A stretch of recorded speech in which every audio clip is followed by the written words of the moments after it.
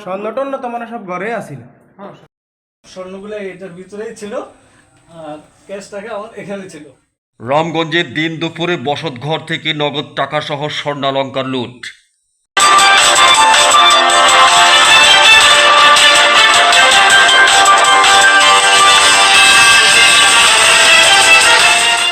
লক্ষ্মীপুরের রামগঞ্জ পৌরসভার বালুয়া চৌমুহনী সংলগ্ন মাস্টারপাড়া নামক এলাকায় রোববার দুপুরে ভাই ভাই টাওয়ার নামের একটি আবাসিক ভবনের মকবুলুর রহমান নামের এক স্কুল শিক্ষকের ফ্ল্যাট বাসায় লুটপাটের ঘটনা ঘটেছে।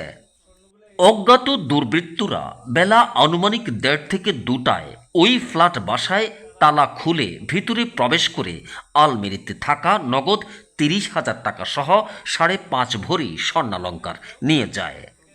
মকবুলুর রহমান পশ্চিম শুশালিয়া সরকারি প্রাথমিক বিদ্যালয় এবং তার স্ত্রী আকলিমা আক্তার লামচর সরকারি বালিকা বিদ্যালয়ের সহকারী শিক্ষক। ঘটনার সময় তারা নিজ নিজ শিক্ষা প্রতিষ্ঠানে দায়িত্ব পালনরত ছিলেন। আর ছেলে মবিন বিকেল 3টায় বিদ্যাপীঠ থেকে বাসায় এলে ঘটনার জানাজানি হয়। পশ্চিম শুশালিয়া সরকারি প্রাথমিক বিদ্যালয়ের একজন সহকারী শিক্ষক। আমি 3টায় আমার ছেলে ফোন দেয়, যাবো আপনাকে তালা খুলে আসছেন? আমি বলি, না আমি তো তালা আটকাই আসছি। ঘরের ভিতরে তাহলে মনে হয় সমস্যা হয়ে গেছে। পরে সেই আমি দৌড়ে আসছি দেখি অবস্থা। পরে যে আমার ওয়াইফে নিয়ে আসছি, আসার পরে আমি সবাই সাথে পরামর্শক্রমে থানাতে গেছি। থানাতে যাই আমি ওদেরকে ইনফরমেশন দিচ্ছি, ওরা আসছে আর সেগুলো তদন্ত করে গেছে এতটুকু পর্যন্ত। আর আমার 5.5 ভরি গোল্ড ফিক্সড, এর চাইতে বেশি হবে, কম না, এবং নগদ 30,000 টাকা নিয়ে গেছে। স্থানীয়রা জানিয়েছেন আবাসিক ভবনটিতে একটি ডাক্তারি চেম্বার রয়েছে দীর্ঘদিনের। সকাল থেকে রাত পর্যন্ত ওই চেম্বারে লোকজন আসা যাওয়া করে।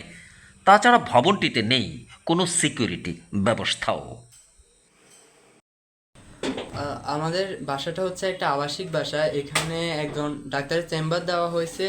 আমরা যেদিনে বাসায় থাকি ওই দিন প্রায় নিয়মিত রোগী আসা যাওয়া করে। ওনারা উপরেও চলে আসে, বলে আমরা ডাক্তারের কাছে আসছি। এখন এখানে কে কোন উদ্দেশ্যে আসে বা কেন আসে জিজ্ঞেস করলে বলে ডাক্তারের কাছে আসছি। এখানে কাউকে চেনার উপায় থাকে না। হোসেন, এই বিল্ডিংটা কাদের? আপনার? আমরা দুই ভাই কিছু। আচ্ছা, এই 2 ভাই করে কতলা বিল্ডিং এটা? 4তলা। তো এই 4তলা বিল্ডিংয়ে এই লুটপাটের ঘটনা ঘটছে কয়টার দিকে এটা আনুমানিক? অনুমানিক আমার ধারণা যে হয়তো 1টার দিকে, কারণ ওই সময় আমি ভাত খাইতাম বসে এখানে।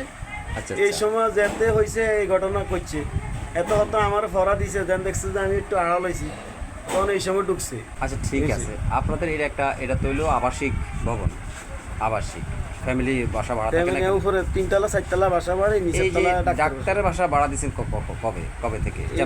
এটা ওই প্রথমে আগে ডাক্তার নিছে, তারপরে যাই আচ্ছা, ঠিক আছে। এখন ডাক্তারের কারণে থেকে ডাক্তারের কারণে তো অনেক রোগী আসে এখানে, কে ভালো কে মন্দ তো বোঝা যায় না। হয়তো রোগীর সম্পর্কে হয়তো কেউ অনাকাঙ্ক্ষিত ঘটনা ঘটায় থাকতে পারে। এখন এই যে যদি আপনি আবাসিক বাসা, তাহলে ডাক্তারের চেম্বার তো আবাসিক বাসা দেওয়া ঠিক না।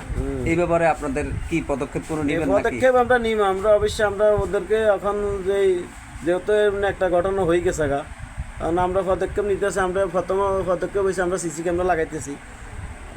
এটা কালকে আমরা লোকাইব সিসি, অলরেডি 4তলা লাগাইতে আছে সিসি ক্যামেরা। আবার আজকে আমরা সিসি ক্যামেরা লাগানোর একটা নিয়েছি, লোক খবর দিয়েছি, এরা আইলে কালি এগুলো কথা কই সিসি ক্যামেরা লাগানো পিছনে এখানে মিলাই। আর দ্বিতীয়ত এসে যে আমরা এটার পরে আমরা অত ডাক্তারে এখান থেকে সরালাম। লুটপাটের ঘটনার সংবাদ পেয়ে পুলিশ ঘটনাস্থল পরিদর্শন করেছে। এখান থেকে তারা এই আলমারিটা খুলে ক্যাশ টাকা এবং স্বর্ণগুলো এখান থেকে নিয়ে যায়।